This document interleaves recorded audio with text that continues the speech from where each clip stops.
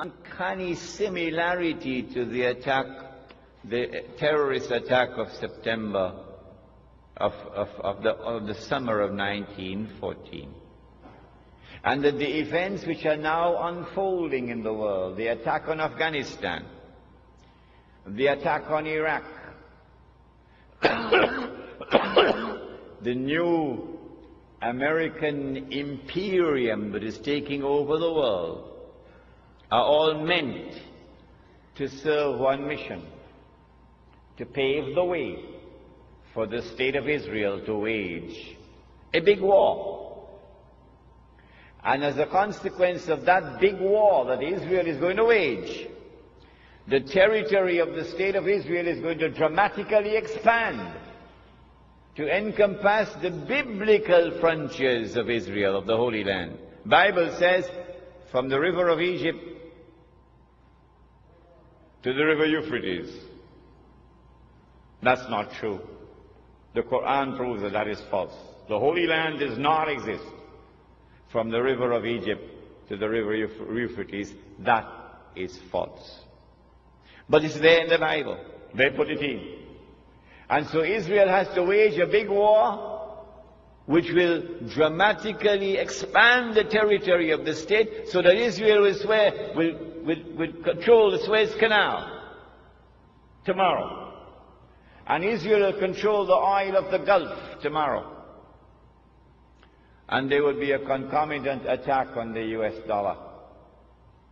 And the US dollar collapses, and when it collapses, it will bring down the whole world of paper money with it. This is our lecture on Islam and the international monetary system. When Israel wages that big war, I expect that Israel will unleash weapons of warfare we've never seen before.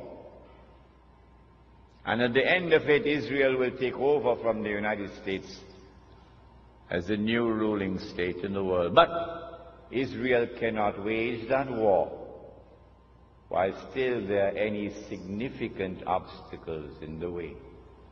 And now put on your thinking caps. Which is the most significant obstacle which still stands in the way of Israel waging her big war? Is it a man named Osama bin Laden and his men hiding in caves in Afghanistan?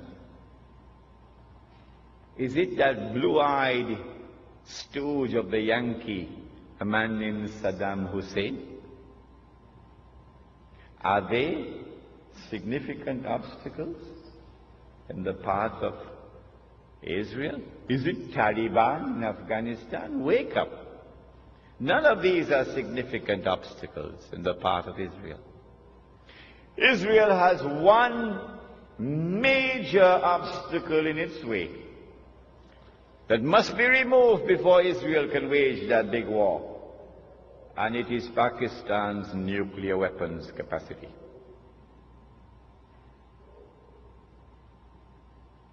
And coupled with that is Iran's missile capacity.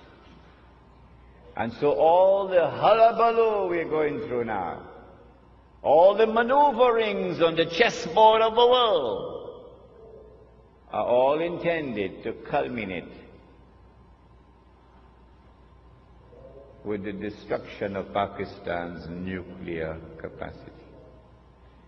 That is around the corner. That's about to take place. Pervez Musharraf, of course, is playing a very significant role in it. I expect that Israel will be able to wage a big war probably within the next 5 to 10 years. But Allah knows best.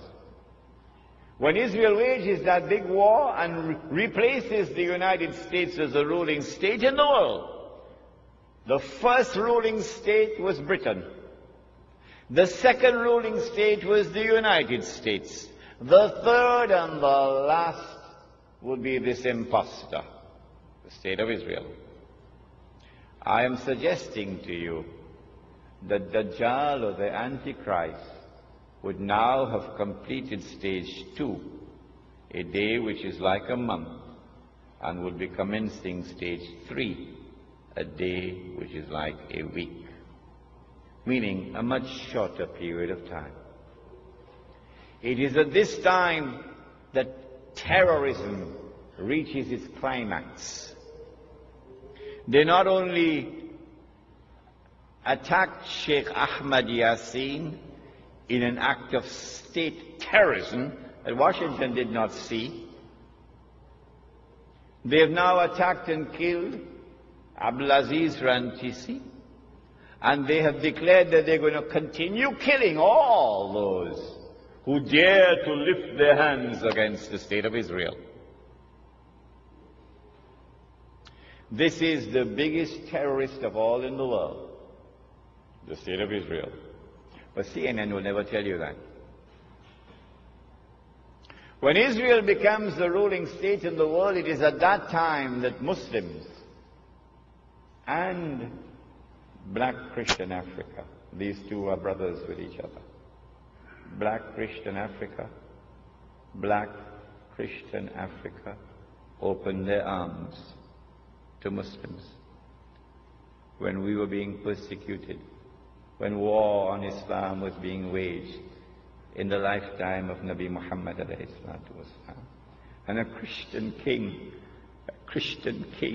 a black Christian king in Africa protected us. I will never send them back to you, he said. And he looked at Islam and he looked at Christianity and he said, that which divides us from you is no more than this line in the sand, the Negus of Abyssinia. So too it was at that time. So too again it is today.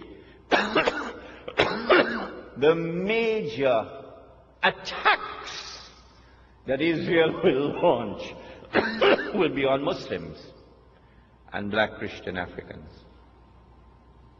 The Prophet said that a man will pass by a grave and would roll on the grave and would say, I wish I were in the grave rather than the dead man, because of biting, relentless oppression.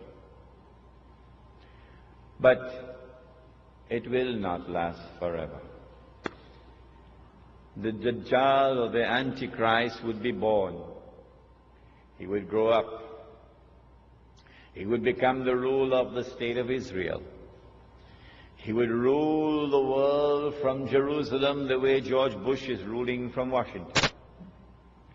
I expect this within the next 50 years or so, but Allah knows best. It's going to be a horrible 50 years ahead of us. Horrible. And then he will declare, I am the Messiah.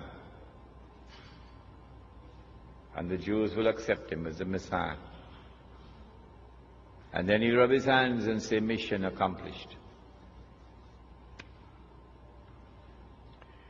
It is at that time that the Son of Mary will now come back, not before. Jesus cannot return until the Antichrist has completed his mission. The Christians of this country would do well if they would come to Islam so that Muslims can explain to them the subject of the Antichrist as it has been explained to them today, as never before explained to them. Jesus cannot return until the Antichrist has completed his mission. The Antichrist has completed almost 2/3 of his mission, but there is 1/3 still remaining. At that time, the Son of Mary comes down, and the true Messiah now kills the false Messiah. And then Allah subhanahu wa ta'ala will destroy Gog and Magog, and that's our next lecture, inshallah. So you've got to come back next month. And then said the Prophet Muhammad alayhi salatu wasalam, just listen to these two ahadith and we'll be finished. He said, when you see the black flags coming from the direction of Khurasan, Afghanistan is part of Khurasan. He said, go and join that army. These are two ahadith combined here.